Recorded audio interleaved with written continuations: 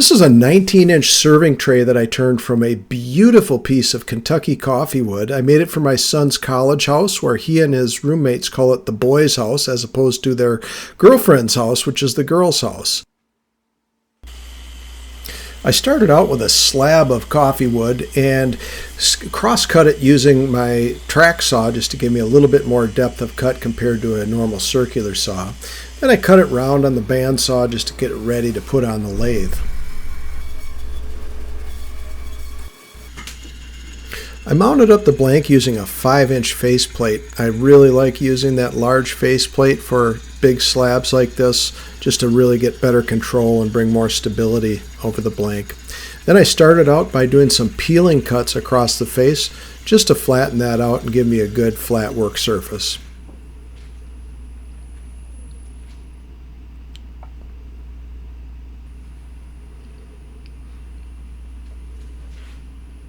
Then once that was flat, I flipped the banjo around and made it round on that axis. Since I had cut it round on the bandsaw, there wasn't much work to do there, but just to kind of balance things out. Then I started by shaping the top rim. I wanted to make it such that I had a good hand grip, and so I gently rounded it over, but then you'll see that I will come back and start aggressively gouging out the middle just to give a good handle on that so it's easy to pick up. It's a large platter, and so it's really important to have a nice grip on the side.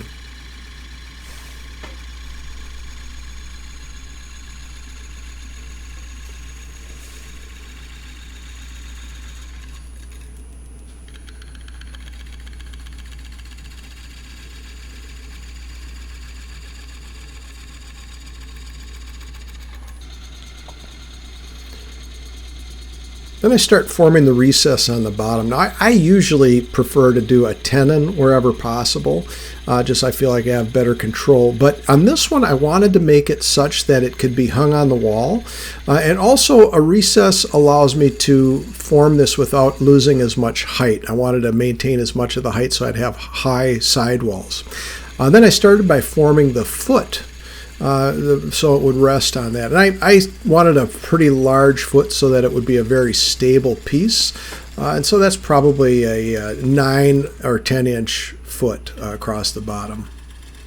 And then sweetening it up, just using the negative rake scraper, probably one of my favorite turning tools. It really forgives a lot of sins.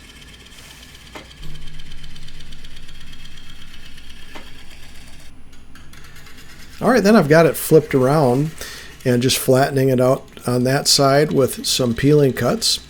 Then I'll start to form the rim. Now this is slower going. I normally turn bowls green. Now, this thing was bone dry, and so the progress went a lot slower than I'm normally accustomed to. And it was very hot. Those shavings coming off the piece were very hot. But here I'm just trying to form that rim before I get too much further into this. Then I've got the rim on the top portion shaped, so I'm just going through and scooping out a bunch of the material. And then as I make progress, coming back, going a little bit deeper on the rim.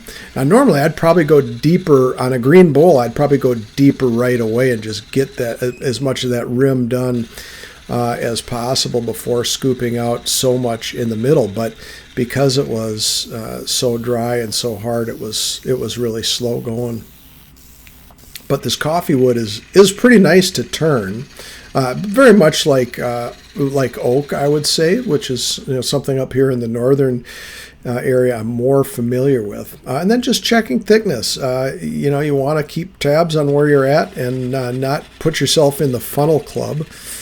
So when I started to get close, I switched to this bowl bottom gouge. This is the Ashley Harwood signature bowl bottom gouge. I really like this, even though I could use a traditional gouge because this platter is so wide and flat. The angle really isn't a problem. I just find that I get such a smooth surface right off the gouge with this thing. I decided to just go with that as I was flattening out the bottom. And then back to the negative rake scraper just to kind of sweeten things up once again.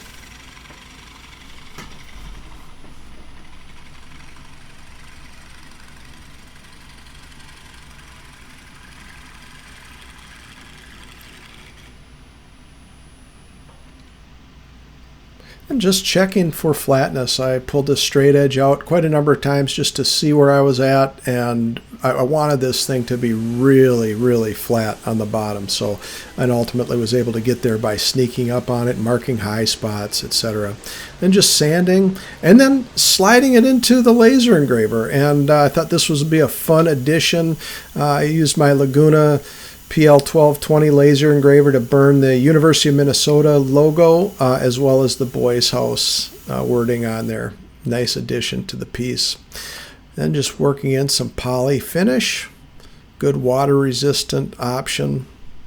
I like this wipe on poly from Minwax. This is kind of my go-to. I use a lot of different finishes, but this is one of my favorites.